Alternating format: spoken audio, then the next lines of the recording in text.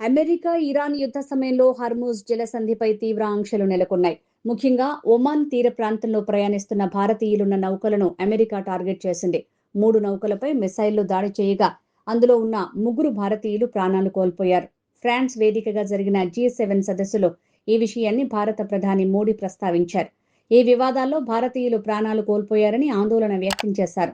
France వేదికగా జరిగిన G7 సదస్సులో పాల్గొన్న ప్రధాని నరేంద్ర మోడీ ప్రపంచ సముద్ర వాణిజ్య భద్రత, నావికుల రక్షణపై కీలక వ్యాఖ్యలు చేశారు. అమెరికా, ఇరాన్ యుద్ధం, పశ్చిమాసియాలో కొనసాగుతున్న ఘర్షణలు ప్రపంచ ఆర్థిక వ్యవస్థపై తీవ్ర ప్రభావం చూపుతున్నాయని, ఈ వివాదాల్లో భారతీయులు కూడా ప్రాణాలు కోల్పోయారని ఆయన ఆందోళన వ్యక్తం చేశారు. G7 అవుట్ రీచ్ సెషన్లో మాట్లాడిన మోడీ హార్మోజ్ జలసంధి దిగ్బంధనంతో ప్రపంచ ఆర్థిక వ్యవస్థ దెబ్బతింటోందని అన్నారు. అంతర్జాతీయ వాణిజ్యానికి కీలకమైన సముద్ర మార్గాలు సురక్షితంగా ఉండేలా అన్ని దేశాలు కలిసి పనిచేయాలని ఆయన పిలుపునిచ్చారు. సముద్ర వాణిజ్యానికి నావికులు కీలకమని, వారిని రక్షించడం అందరి బాధ్యత అన్నారు. సముద్ర మార్గాలు సురక్షితంగా ఉండాలని, నావికులు ఎలాంటి భయం లేకుండా తమ విధులు నిర్వర్తించేలా సానుకూల పరిస్థితులు కల్పించాలని మోడీ పేర్కొన్నారు. ఒమాన్ తీరంలో భారతీయులు ఉన్న నౌకలను అమెరికా టార్గెట్ చేసిన విషయం తెలిసిందే. 3 నౌకలపై కాల్పులు జరపగా అందులో 3 భారతీయులు ప్రాణాలు కోల్పోయారు.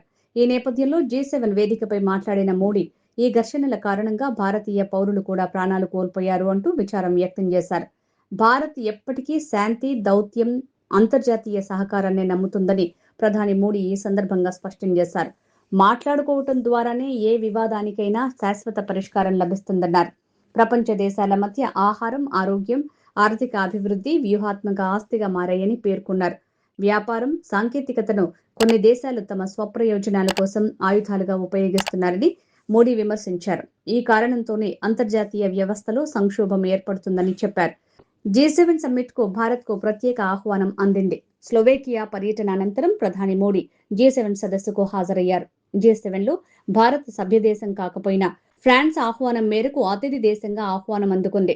G7 కూటమిలో Canada, France, Italy, Germany, Japan, UK, America సభ్య దేశాలుగా ఉన్నాయి.